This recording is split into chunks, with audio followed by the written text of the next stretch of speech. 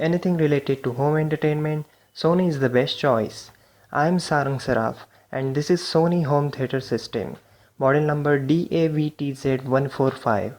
I am going to cover everything starting from hardware part to the software part, where hardware part will include physical overview of the system and connection.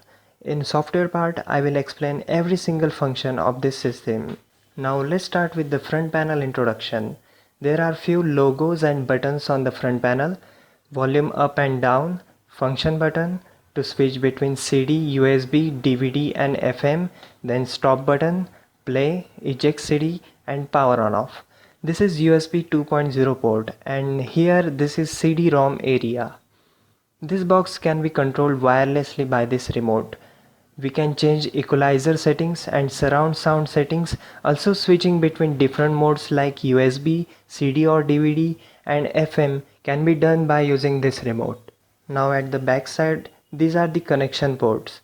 This home theater supports 6 channel output. You can see that each port is colored different. This is because to connect the right speaker into the right port, and below that it has detailed information about each port. Okay, moving forward, this is HDMI out and as name indicates it is used to connect display with this home theater. On the right side, this is yellow port, performs the alternate function of HDMI port, which is useful where HDMI port is not available and other two red and white ports carry audio signals. This home theater also supports FM radio. Sony provided me antenna cable for this. This is how the complete set look like.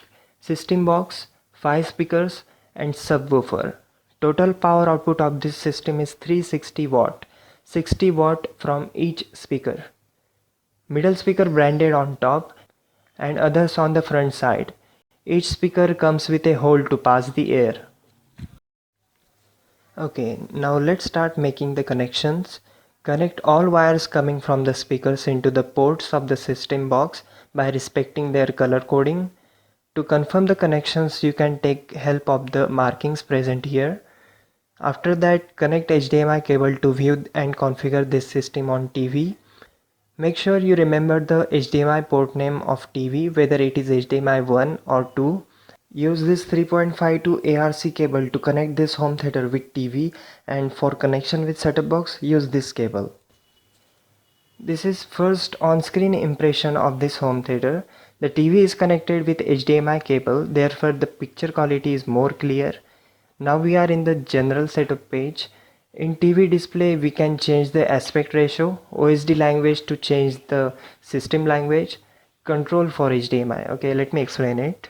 If your TV is of Sony brand, then you can use your Sony TV remote as an universal remote to operate both TV and home theater. This option makes it turn on or off according to your need. HDMI audio is if you want to hear the audio from the TV with which you have connected the HDMI cable. So according to your need, on or off. Then screensaver on or off, and last memory. Suppose you are watching movie by using DVD and you suddenly lost the power at the time of watching, then what this last memory function does, it resumes the movie from that specific time where you left watching it. It saves the information and retains it after power comeback. And auto standby is to turn off the home theater automatically if it is not in use. Next page is speaker setup page. First option is level. Here you can increase the sound pressure of specific speaker which you want, where plus is towards high and minus is towards low.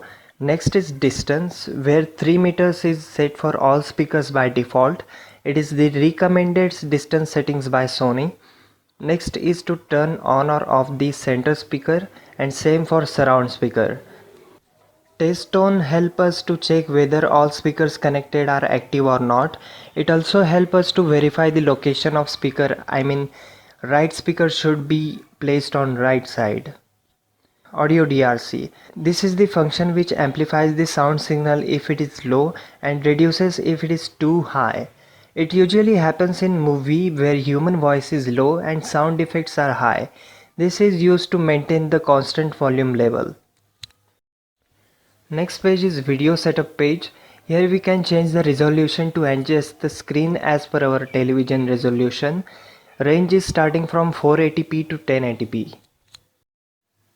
PAL and NTSC is the type of color encoding for the television. Next three options are used to change the language. Parental control is to keep this system safe from children by setting the password to the settings page, and this option will reset all settings to default. Password setup page to set the password to the system, and that's what all about setting. This home theater system supports 5 equalizer modes: gaming, music, movie, TV and auto mode. By pressing surround key we can switch between standard mode, Dolby Pro Logic, 2-channel and multi-channel mode. Now I will try to play sample video file stored in this pen drive. The resolution of this video is 1080p with 30 fps. Let's try to play this video, but it is showing that video frame rate not supported. This system supports specific resolution with specific codec with specific frame rate. Before playing any video, you have to convert it into the video having characteristics like this.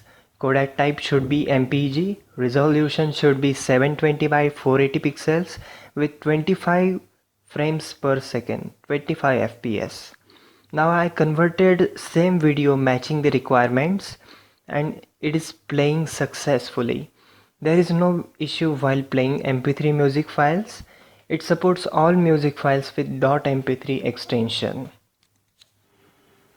If you are looking for the sound test of this system, follow the link mentioned in the description of this video.